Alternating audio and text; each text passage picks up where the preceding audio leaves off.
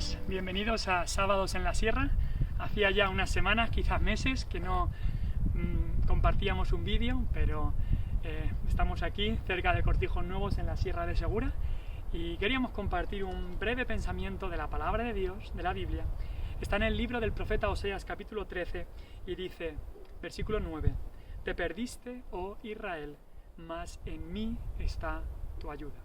Te perdiste, mas en mí está tu ayuda.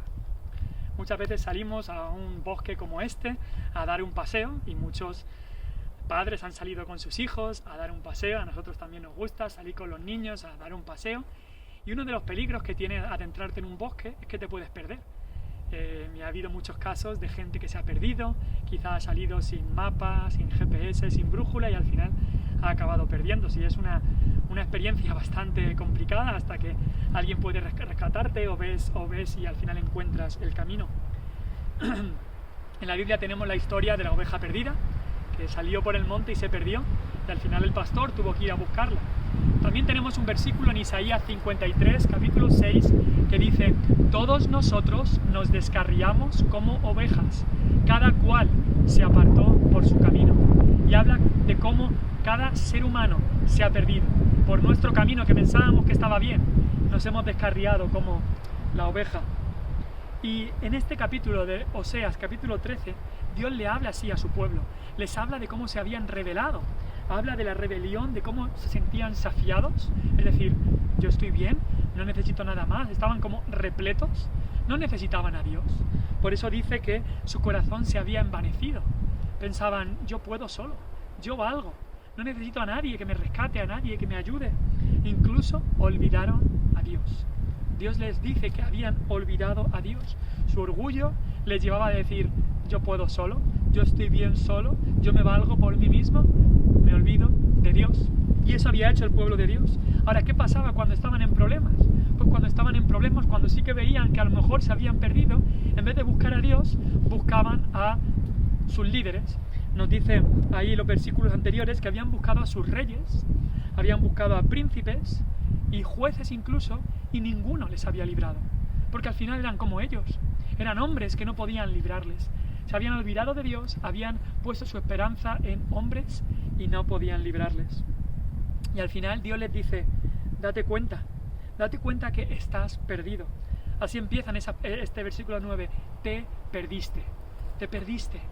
¿Cuántas veces tenemos que repetir esas palabras? Te perdiste. Porque el ser humano dice, no estoy perdido. He conocido a gente cabezona que va en el coche y está completamente perdido, pero aún piensa, no, estoy bien, yo me sé el camino. Y cada vez se va distanciando y alejando más de donde tenía que estar. Y así es el ser humano. No piensa, no se da cuenta de cómo está perdido. Y esas son las malas noticias. Tiene que haber esas malas noticias que son necesarias para entender después las buenas noticias. Las malas noticias es que estamos perdidos, que nos hemos perdido, que la paga del pecado es la muerte y estamos perdidos. No estás donde pensabas. Quizá tú hace unos años pensabas que ibas a lograr esto y lo otro, y no estás donde pensabas. No tienes la satisfacción que pensabas, y peor de todo, no tienes el perdón de pecados que necesitas. Te perdiste. Eso dice Dios, nuestro Creador. Pero hay buenas noticias, porque el versículo dice, te perdiste, y dice después, mas en mí, dice Dios, en mí está tu ayuda. La ayuda no está en hombres, ni en soluciones humanas, ni en métodos, ni en mejores obras, ni en mejorarte o reformarte a ti mismo. La ayuda está en Dios, tu Creador. En Él está tu ayuda. Y más particularmente en Él, en el que habita en Dios, en el que es Dios, en Jesucristo.